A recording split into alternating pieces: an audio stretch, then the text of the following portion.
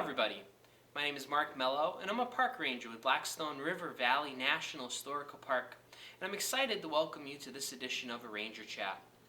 Today, I want to discuss some of the early conflict which occurred at Sam Slater's new mill in Pawtucket, Rhode Island, and specifically focus in on one dispute, that between Samuel Slater and Arnold Benchley. And in many ways, this conflict between the two men is emblematic of the changing meaning of labor in the early industrial society here in the United States of America, and this developing struggle between management and employees. Arnold Benchley and his family moved to Pawtucket, Rhode Island around 1792, shortly after Slater's first successful experiment along the banks of the Pawtucket Falls. From April to July 1792, 6 of Benchley's children worked for Slater in his experimental shop. In these early days, Slater relied exclusively on child labor. Factory life was very different from what the craftsmen and farmers of the Blackstone Valley were used to. Children were seen as easily manipulated and less difficult to manage. They were also a cheap source of labor. At first, only about 7 children worked in his mill, but 15 years later, the employed number was over 50. This included some adults.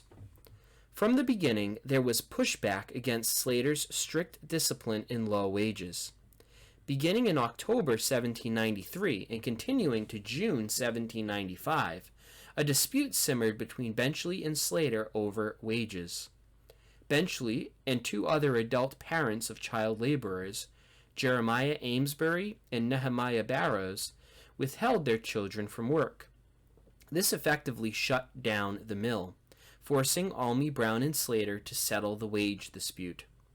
This began what was a series of incidents where Benchley repeatedly withheld his children from working in Slater's mill in regards to such issues as working at night, wage disagreements, and arguments over punishment and control over the children. Benchley was a thorn in Slater's side.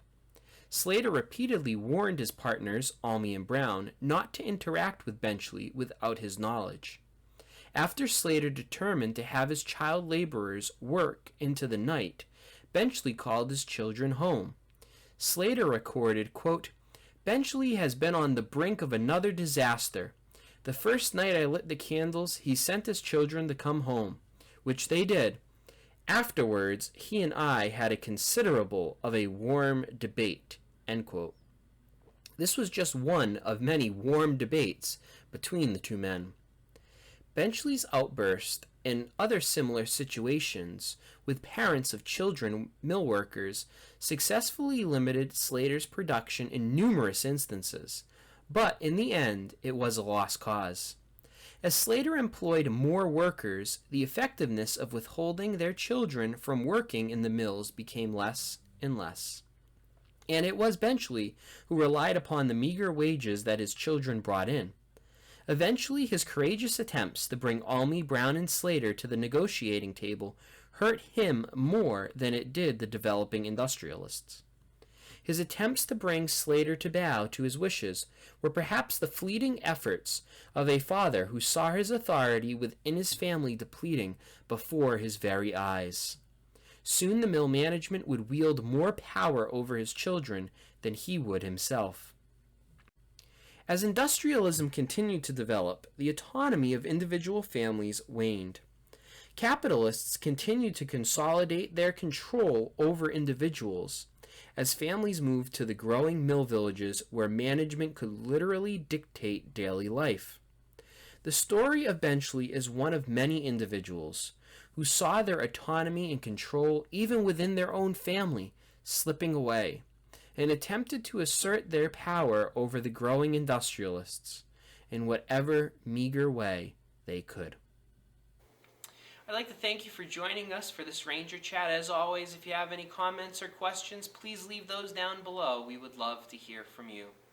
Stay safe, stay healthy, and we'll see you out there along the Blackstone really soon.